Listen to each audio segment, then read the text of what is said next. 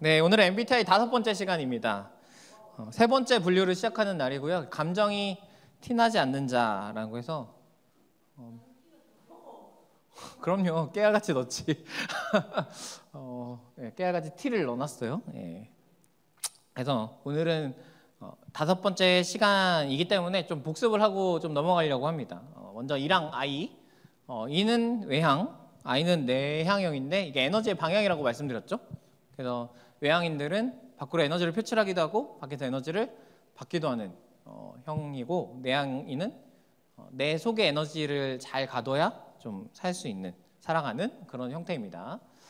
S랑 N은 오감과 직감이라고 했죠. 그래서 이 S랑 N은 인식 기능, 어떤 정보를 어떻게 인식하느냐의 이야기를 하고 있습니다. 그래서 S는 오감, 사실과 경험 중심으로 정보를 수집하고, N은 오감을 넘어서 6감, 7감, 8감, 9감 막 해서 직감으로 하는데, 미래지향적이고 의미에 좀 이제 중심을 두는 그런 성향입니다.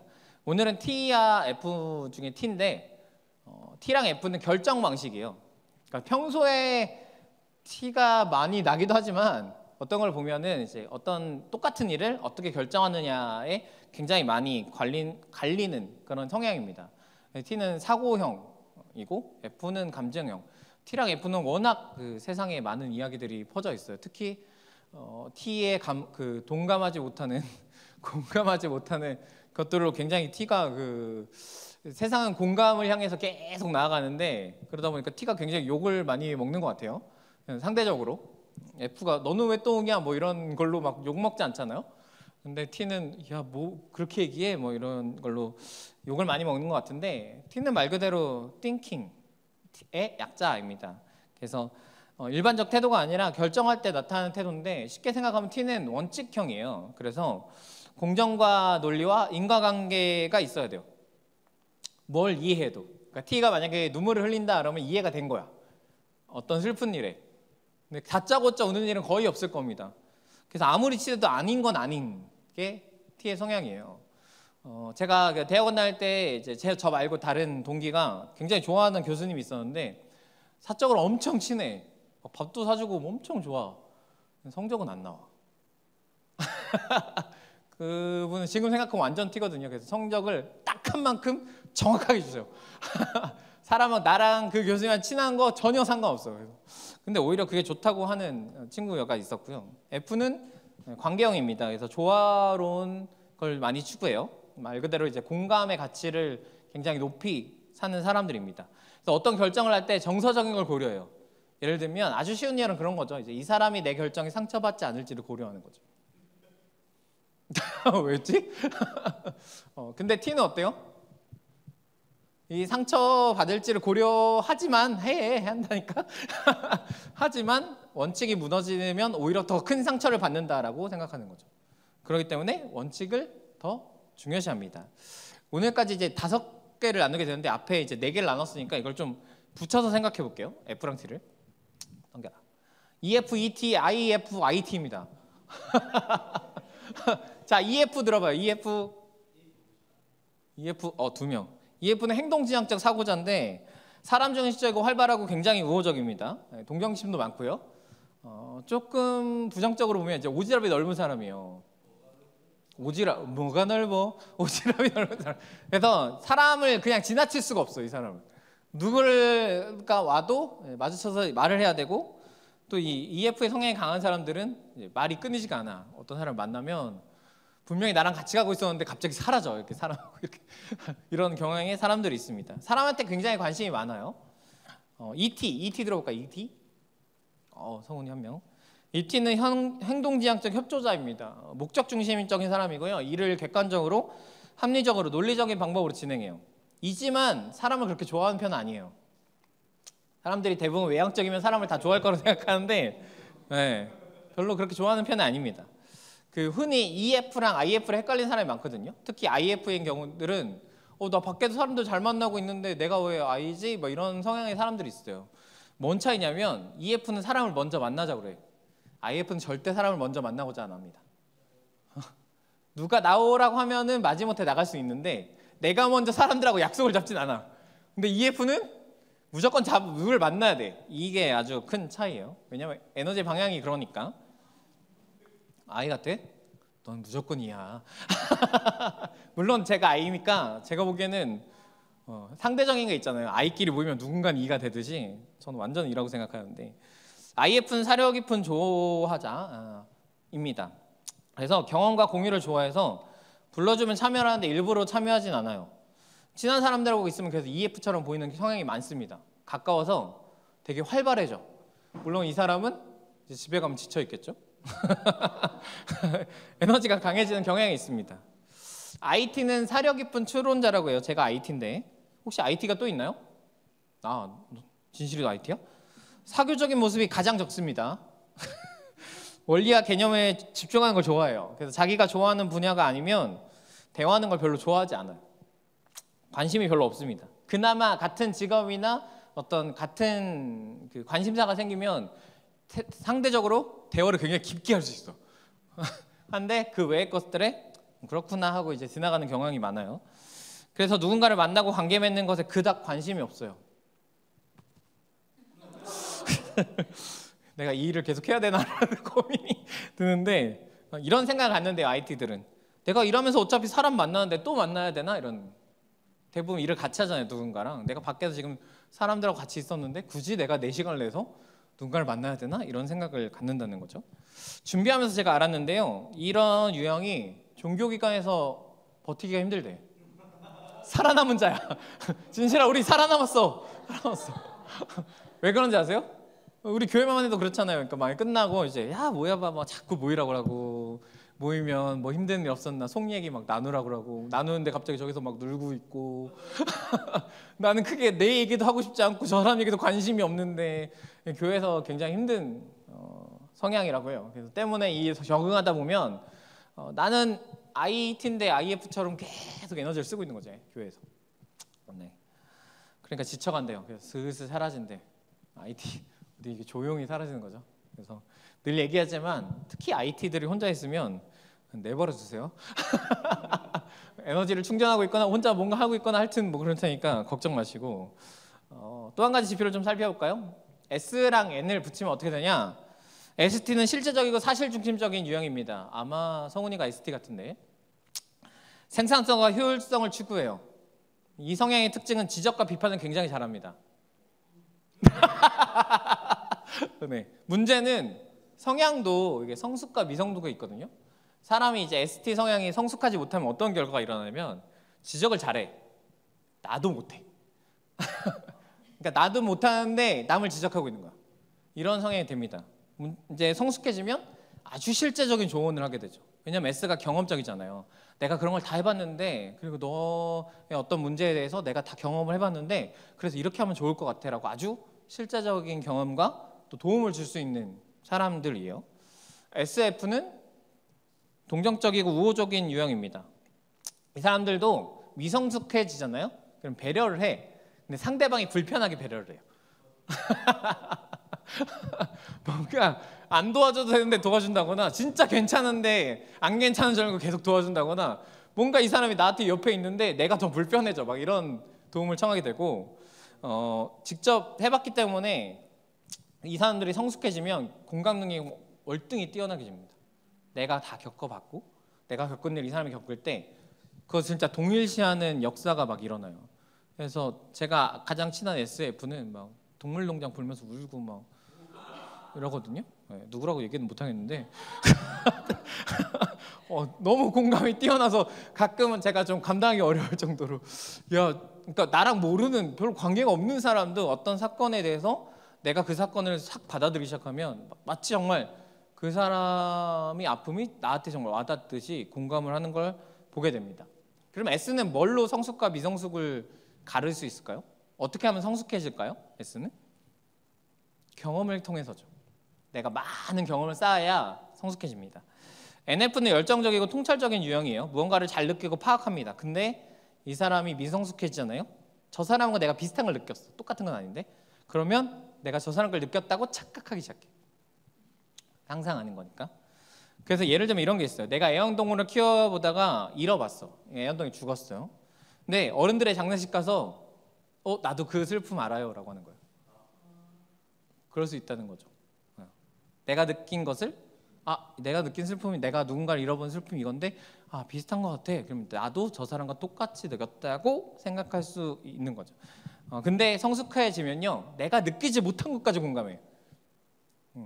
이 사람의 어떤 감정을 내가 다 그 사건을 느끼지 못했지만 마치 내 것으로 갖고 와서 공감합니다. 이런 사람들은 중보기도의 은사가 있는 경우가 많아요. 어떤 사람을 사랑하고 그 사람을 위해 기도해주는 NT 논리적이고 창의적인 유형입니다. 미성숙하면 어떻게 되는지 아세요? 나는 나만 깨달았는데 나만 아는 건데 라는 굉장한 교만에 빠지기 시작합니다. 이거 나만 아는 건데? 너 모르지? 굉장히 드높아지기 시작해요. 성숙해지면 다양성에 대해 인정합니다. 굉장히 넓은 범위에서 진리를 탐구하는 사람이 돼요. 받아들이고 수용력이 높아지고 탐구와 통찰을 겪게 됩니다. 여러분 성숙한 것 같아요? 미성숙한 것 같아요? 와우, 한 명만 솔직하네요. 대부분 미성숙한 부분도 있을 거고 성숙한 부분도 있을 텐데, 특히 NF나 NT 같은 경우는 S는 경험을 통해서 이게 많이 성숙해지잖아요. 사실 N도 경험을 통한 거긴 한데 이 N이 성숙하기가 좀 어렵대요. 왜냐하면 앞서 얘기했듯이 경험은 많지 않은데 다른 사람하고 공감을 해주다 보니까 어렸을 때 많이 혼나는 기질이에요. 어른들 방금 얘기했지, 어르신 장례식에 가서 저도 그런 적이 있어요 하고 하면 뭔 소리 하는 거야? 막 하면서 혼날 거 하잖아요. 이런 혼남의 경험들이 많아서 점점 그 공감을 위한 또는 다른 사람을 위해 생각하는 것들을 줄여가기 시작한다고 합니다. 이 정도로 정리해보고 오늘은 T니까 T에 대해서 좀 집중을 해서 이야기를 해볼게요. 여러분 주변에 있는 T는 어떤 사람인 것 같나요?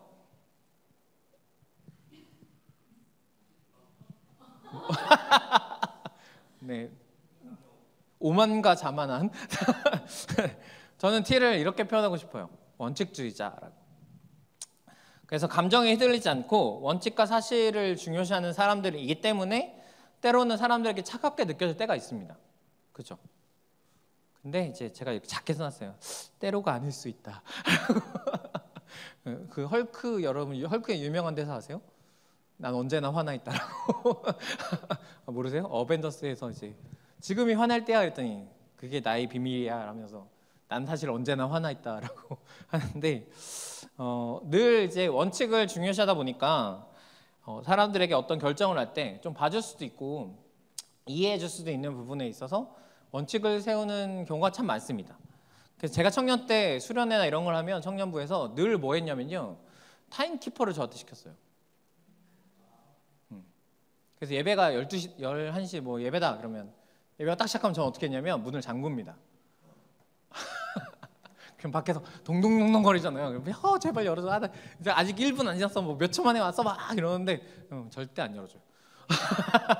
그랬어요. 그랬어. 지금 그렇다는 게 아니고 그때도 아마 지금 생각하면 굉장히 미성숙했을 거고, 어떤 저의 T를 좀 이렇게 T가 되게 딱딱하게 보이잖아요. 이걸 좀 이렇게 말랑말랑하게 만들 F가 없었어요, 제 주위에. 그래갖고 이런 사람한테 누가 조언을 하겠습니까? F가 와서 야 좀 봐주면 어떠냐, 어떻긴 어때, 그런 원칙이 무너지지 뭐 이랬겠죠 내가. 그래서 맨날 뭐 그런 그 선을 지켜야 될 일들만 많이 시켰습니다.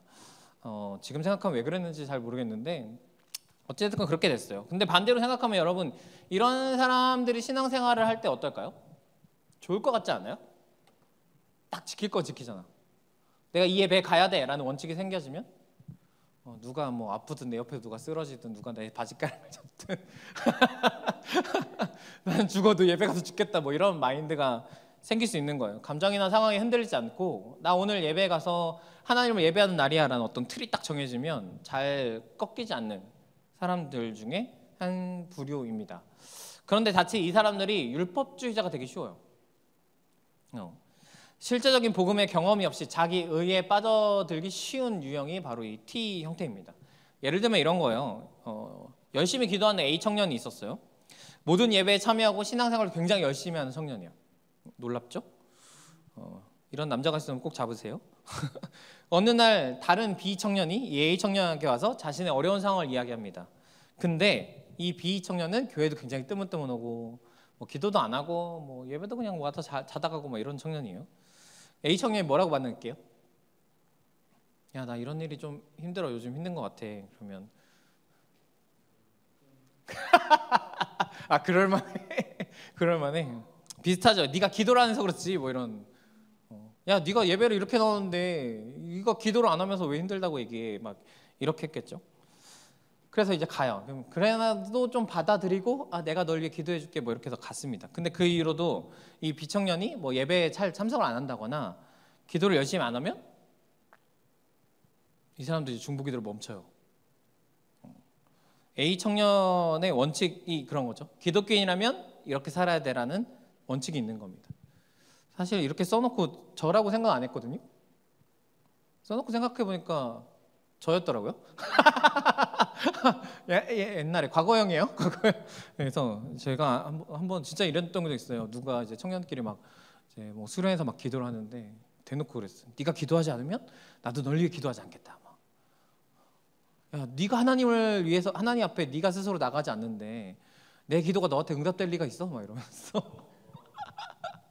옛날에요. 옛날에서 저도 그런 원칙이 있었던 것 같아요. 왜냐하면 저의 신앙의 처음은 교회에서 출발한 게 아니라 선교단체에서 시작했고 선교단체를 한 달 정도 다니면서 그 선교단체 사람 청년부의 80%가 선교단체였던 교회에 제 친구랑 함께 가서 자라기 시작했습니다. 그러다 보니까 선교단체의 중요한 좋은 점은 훈련을 잘 시켜요.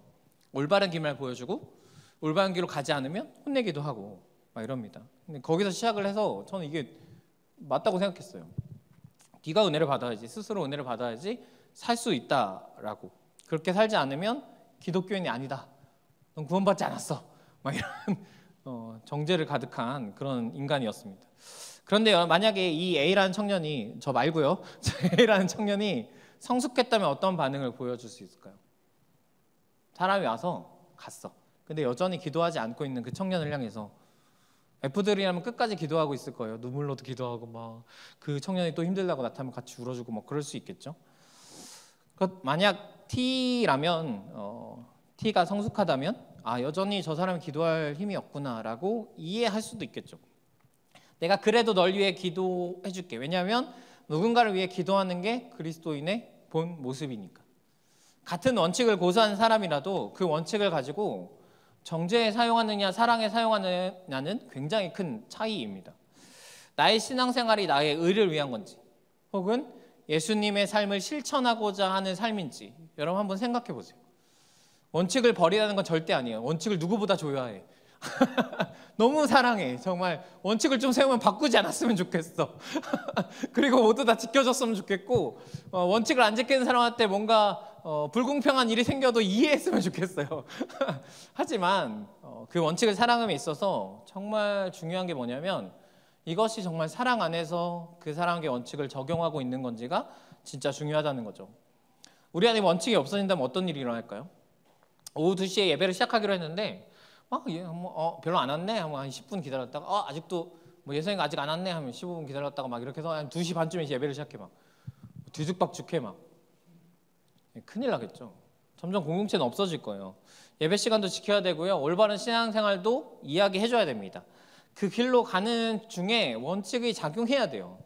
그래서 그 원칙을 때로는 정죄하기 위해 사용하고 있는 것인지 저 사람을 무너뜨리기 위해 사용하고 있는 것인지 사랑하기 위해 사용하고 있는 것인지를 잘 분별하셔야 됩니다. 물론 T만이 원칙을 세우는 건 아니라고 생각해요. 이 과정에서 그럼 내가 저 사람한테 뭘 적용할 때 어떤 마음으로 해야 되느냐 굉장히 유명한 말인데 예수님께서 이 선을 넘어가신 이야기를 오늘 해드릴 거예요. 우리가 분명한 선들이 있잖아요. 내가 절대 타협할 수 없는 원칙이나 여러분이 가지고 있는 고수하는 선, 그 선을 넘어가신 예수님의 삶을 기억하면서 적용해 보셨으면 좋겠습니다. 오늘 본문은 예수님과 예수님의 제자들이 세리와 죄인들과 함께 식사를 하는 장면이에요. 근데 바리새인과 서기관이 와서 따지기 시작합니다. 우리 16절 말씀 같이 한번 읽어볼게요. 시작. 바리새인의 서기관들이 그의 제자들에게 이르되 어찌하여 세리들이 죄인과 함께 먹는가. 바리새인들의 서기관의 관점이 뭐냐면 죄인, 그러니까 율법을 지키지도 않을 뿐더러 알지도 못하는 사람들, 세리도 있죠. 세리가 어떤 사람이냐면 이 사람들의 세금을 받아서 로마에 때 갖다 주는 거예요. 그러니까 민족성에서 보면 반역자죠. 이 사람들을 보면서 다 저주를 받을 사람이라고 생각했대요, 이 사람들이. 근데 예수님이 지금 이들과 밥을 먹고 있어요. 식사하고 있어. 인격적인 교제를 나누고 있습니다. 그러니까 어떻게 의로운 사람이라고 우리에게 왔는데 그 예수가 그리고 제자들이 죄인들과 함께 식사를 할 수 있습니까? 라고 이야기를 합니다. 근데 예수님이 뭐라고 하냐면 17절 말씀 같이 한번 읽어볼게요. 예수께서 들으시고 그들에게 이르시되 건강한 자에게는 의사가 쓸데없고 병든 자에게라 쓸데 있느니라. 나는 의인을 부르러 온 것이 아니오 죄인을 부르러 왔노라 하시니. 나는 의인을 부르러 온 게 아니라 죄인을 부르러 왔다라고 이야기합니다. 여기서 의인은 자기가 의롭다고 생각하는 지금에 있는 저 유대인들, 바리새인과 서기관들을 포함한 이야기예요. 예수님이 이 땅에 오신 이유는 죄인을 위해서 오셨다고 이야기합니다. 자신이 죄인이라고 고백하는 사람, 인정하는 사람, 정말 예수님을 필요로 하는 사람을 위해서 이 땅에 오셨다라고 고백하고 있습니다. 예수님은 이 과정 속에서 일단 선을 한번 넘으셨어요. 저 하늘 높이에서 이 땅과의 경계를 뚫고 우리가 오늘 찬양했듯이 예수님께서 선을 넘어 오셨습니다. 그런데 이 이후에 또 다른 사람의 또 예수님의 삶을 지적해요. 18절 말씀 읽겠습니다. 요한의 제자들과 바리새인들이 금식하고 있는지라 사람들이 예수께 와서 말하되 요한의 제자들과 바리새인의 제자들은 금식하는데 어찌하여 당신들의 제자는 금식하지 아니하나이까. 금식에 여러 가지 이유가 있겠지만 쉽게 표현하면 왜 당신과 예수와 예수님의 제자들은 경건한 생활을 하지 않습니까? 라고 따지고 있는 거예요. 사람들이 생각하는 올바른 신앙생활은 하지 않고 지금 당신이 잘못된 신앙생활을 하고 있다. 지금 금식할 때인데 금식을 하지 않고 있다라고 이야기합니다. 그때 예수님이 이렇게 얘기해요. 19절 함께 읽겠습니다. 예수께서 그들에게 이르시되 혼인집 손님들이 신랑과 함께 있을 때 금식할 수 있느냐? 신랑과 함께 있을 동안에는 금식할 수 없느니라. 예수님이 계실 당시에 이스라엘의 혼인잔치는 굉장히 큰 축제였어요. 그래서 혼인잔치가 일어나면 금식을 해야 되는 기간도 멈춥니다. 그래서 같이 잔치에 참여하고 같이 음식을 먹는 제도가 있었어요. 예수님 말씀은 그런 말씀이에요. 지금 금식할 때가 아니다. 왜냐하면 신랑 대신 예수님께서 이 땅에 오셨으니까 지금 우리가 잔치해야 될 때야. 지금 기뻐하고 즐거워야 될 때야. 금식할 때가 아니야. 너희들이 그토록 기다렸던 메시아가 400년, 500년 그 이상으로 기다렸던 메시아가 지금 눈앞에 있는데 왜 금식하려고 하냐라고 이야기합니다. 그런데 사람들은 왜 따졌을까요? 사람들에게 중요했던 건 예수님이 아니라 그들의 규칙, 율법이었던 거예요. 그들이 정말 바라고 바랬던 예수님이 눈앞에 있는데도 그걸 깨닫지 못하고 자신의 율법, 규칙을 고수하고 있습니다. 여러분, 전 성경을 볼 때마다, 특히 이 복음서를 볼 때마다 정말 당황스러운 게 뭐냐면, 여러분 어떤 일을 평생 동안 바라본 적 있으세요? 뭐 0살 때부터는 아니더라도 뭐 요즘 청년들한테는 이제 꿈의 카, 뭐 드림카가 있다거나 포르쉐 뭐 이런 그걸 갑자기 내가 포르쉐를 얻게 됐다. 뭐 포르쉐가 눈앞에 있으면 눈을 못 떼잖아. 막 지나가다가 와 하면서 보고 막 이럴 거 아니에요.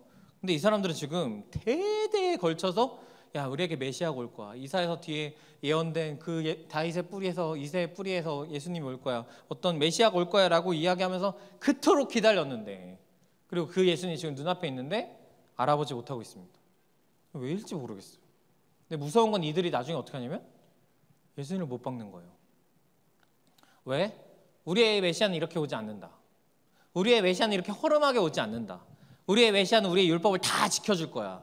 우리의 메시아는 이 율법을 정확하게 지키고 우리와 똑같이 살면서 더 강하고 담대하고 위대한 사람이 올 거야 라고 자신의 원칙을 세우고 판단했기 때문입니다.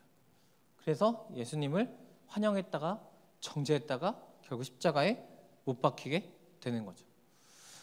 원칙의 방법이 원칙의 이유를 뛰어넘었습니다. 이 원칙을 지켰던 이유는 하나님께 다가가기 위해서잖아요. 하나님의 뜻을 알기 위해서잖아요. 근데 하나님의 뜻은커녕 지금 예수님을 알아보지 못하고 있는 거죠. 그래서 예수님께서 결론적으로 이런 말씀을 하세요. 22절 함께 읽겠습니다. 새 포도주를 낡은 부대에 넣는 자가 없나니 만일 그렇게 하면 부대를 터뜨려 포도주와 부대를 버리게 되니라. 오직 새 포도주는 새 부대에 넣느니라 하시니라. 새 포도주가 어떤 포도주냐면 아직 발효가 되지 않은 포도주예요. 쉽게 생각하면 여러분 빵을 생각해 보세요. 아직 발효가 되지 않은 빵이 있어요. 근데 그 빵을 낡은 가죽 부대에 넣으면 이게 부풀으면서 터져버린다는 거예요. 가죽이 다 늘어날 때도 늘어났고 낡았으니까. 그러니까 그렇게 늘어날 것을 넣으려면 새 포도주, 유연하고 신중성이 있어서 변화가 쉬운 새 가죽 부대에 넣어야 된다라고 이야기합니다. 이 이야기는 너희들이 갖고 있는 규칙이 헌 가죽 부대고 지금 예수라는 새로운 율법, 새로운 하나님의 법이 왔으니까 그러면 우리의 이 삶을 새 부대에 담아야 한다라고 이야기를 하고 계십니다. 예수님은 선을 넘어오셨고요. 다시 우리에게 와서 선을 다시 그어주셨어요. 율법이란 선을 지우셨고 어떻게 보면 그 율법이란 선까지도 넘으셨고요. 십자가라는 사랑의 선을 우리에게 다시 그어주셔서 그 선 안에서 우리의 그 은혜 안에서 우리에게 모든 것을 허락하여 주셨고 때문에 우리가 지금 구원받은 하나님의 백성이 된 줄로 믿습니다. 여러분께 한번 묻고 싶습니다. 여러분이 갖고 있는 원칙은 무엇입니까? 여러분이 갖고 있는 규칙, 결코 타협할 수 없는 선은 어떤 것입니까? 꼭 티가 아니더라도 우리는 경험적으로 살면서 자기만의 원칙이 생깁니다. 나는 이거 안 해, 못 해, 하지 않을 거야 등등 그런 수많은 이야기들이 생겨요. 그리고 그것을 강요하면 우리는 흔히 저 사람 너무 꼰대 같아 라고 욕하죠. 난 하기 싫은 거 안 하고 하고 싶은 거 할 건데 하기 싫은 거 시킨다고 꼰대가 됩니다. 여러분 꼰대라고 욕하지 마세요. 여러분도 꼰대가 되어가는 중이에요. 몇 년이 지나고 저 밖에 있는 어린 아이들이 청년부에 왔을 때 부장으로 이렇게 와갖고 야 라떼는 말이야 이러면서 여러분도 다 그렇게 될 겁니다. 어른들이 우리를 이해 못하는 것도 있죠. 우리의 찬양의 문화나 우리의 기도의 문화나 우리 예배의 문화를 어른들이 본다면 이해하지 못할 수 있을 겁니다. 근데 여러분은 다음 세대를 이해하세요? 제가 최근에 유명한 목사님의 교회 찬양팀을 봤는데 그 목사님 나이가 굉장히 많이 드셨는데 청년 사역을 하셨던 분인데 인이어 마이크를 끼고 아이돌처럼 춤을 추면서 찬양을 하더라고요. 청년들이 엄청 많이 보이는 교회예요. 그래서 저 시대가 오기 전에 청년 사역을 그만둬야겠다. 저건 내 몫은 아니다. 막 이런 생각이 들었는데 그 다음 영상이 뭐였냐면 EDM으로 막 찬양하는 뭐 이런 거였어요. 여러분은 얼마나 수용하고 계십니까? 그런 문화들을. 저는 올 거라고 생각해요. 그런 문화가. 왠지 아세요? 교회 역사를 보잖아요. 교회 역사가 정말 그 사람들이 많이 몰려들었을 때 이거는 제가 하는 얘기가 아니고 부흥을 이제 연구하셨던 분들이 하는 얘기인데 7, 80년대, 8, 90년대 때 청년들이 막 몰려왔던 이유가 뭔지 아세요? 밖에 있는 문화와 교회 문화가 비슷했기 때문이에요. 통기타를 치고 노래하던 그 노래의 선율과 교회 안에 울려 퍼지는 선율이 굉장히 비슷했습니다. 그래서 자연스럽게 왔고 자연스럽게 노래하면서 자연스럽게 화합했죠. 그럼 반대로 생각하잖아요. 저 문화가 여기로 자연스럽게 들어올 때 여기에 청년들이 몰려올 수 있다는 거예요. 캐대언처럼 노래하고 코노미지 막 이런 거 하고 이러면서 그런 문화가 우리 학교 왔을 때 과연 나는 이해할 수 있을까? 라는 생각을 늘 하고 있거든요. 저는 저의 청년 사역의 어떤 한계치가 있어요. 제가 이때가 되면 청년 사역을 그만둬야겠다라고 생각하는 한계치. 그게 뭐냐면 이제 20살이 계속 올라오잖아요. 내가 이 20살을 이해할 수 없다면 그만둬야겠다라는 생각을 늘 합니다. 아마 그럴 때가 오겠죠. 아마 우리도 지금 그런 과정일 수도 있습니다. 여러분 그때마다 내가 이해할 수 없는 예배의 모습, 내가 이해할 수 없는 교회의 모습들이 나타날 때마다 이런 생각을 해보세요. 굉장히 유명한 구절인데 What would you Jesus do? 예수님이라면 어떻게 하셨을까? 유명한 책의 제목이에요. 저 책도 읽어봤는데 예수님이라면 과연 어떻게 하셨을까? 그걸 수용하셨을까? 정죄하셨을까? 예수님도 물론 원칙을 정확히 지키는 부분도 있습니다. 그래서 저는 TE할 때 그런 얘기를 하고 싶까 했는데 이 얘기가 더 맞는 것 같아요. 예수님의 원칙이 어떻게 작용하고 있는가. 여러분 지켜야 될 건 분명히 있습니다. 진리를 지키되 비진리를 변화시킬 수 있어야 하죠. 말씀을 지키되 말씀을 전하는 방식들은 달라져가고 있는 것처럼 말이죠. 제가 이제 인이의 초등학교 교과서를 봤는데 고체의 특징이라고 하면서 이런 사진이 나왔어요. 고체의 특징은 변하지 않는 거라고. 어디에 담아도 나무 막대는 똑같이 있는 거고 밖에서 보기에 겉모습은 변할 수 있지만 그 속에 있는 건 변하지 않는 거라고. 저는 저게 진리의 모습이라고 생각합니다. 여러분, 우리가 원칙을 부서뜨리자, 원칙을 바꾸자라는 것보다 그 원칙을 적용할 때 있어서 유연하게 해야 될 이유는 진리를 여러 곳에 잘 담아낼 수 있어야 하기 때문입니다. 진리를 바꾸자는 것이 아니라 저 그릇을 바꾸자는 거예요. 우리의 삶이 나의 원칙이 아니라 예수님의 원칙, 예수님의 사랑이 먼저 되는 여러분들 되시기를 축복합니다. 그래서 나의 삶의 진리 대신 예수님을 온전히 담아낼 수 있는 그릇이 내가 될 수 있기를, 이런 보배로운 질그릇으로 우리의 삶이 정말 저 예수님을 담아내는 그릇이 될 수 있도록 여러분의 삶이 되기를 축복합니다. 그런 삶이 여러분의 삶이 되어서 2000년 전에 그 선을 넘어서 우리에게 오셨던 예수님이 오늘날 만약 예수님이 진짜로 오신다면 성경에 예언된 대로 구름 타고 오시겠지만 진짜로 이 성경의 말씀대로 그대로 적용하면 그런 그림들 많잖아요. 예수님이 포르쉐를 끌고 낙이 타고 오시는 게 아니라 포르쉐를 끌고 우리 시청이니까 시청으로 쫙 이렇게 오시는 거야. 그럼 우리는 선글라스 딱 끼고 쫙 해서 문 쫙 열고 이렇게 예수님 딱 내리세요. 그럼 저 여러분 그 모습을 보면서 오, 예수님 오셨다라고 우리는 할까요? 찢어진 청바지만 입고 와도 교회에서 뭐야 쟤 막 이러고, 조금만 정돈되지 않는 모습으로 청년들이 왔을 때 슬리퍼지 끌고 오면 야 너 오늘 바다 가냐 막 이러면서 정지하기 바빴던 게 우리의 모습은 아닐까. 과연 예수님이 여기 계셨다면 그 모습들을 이해해 주지 않으셨을까? 사랑으로 지켜야 될 건 지켜가면서 또 그 선을 분명하게 해가면서 우리의 지킬 것을 잘 지켜가는, 또 우리의 삶에 우리의 공동체 안에 예수님을 잘 담아내는 우리 여러분 모두가 되시기를 축복합니다.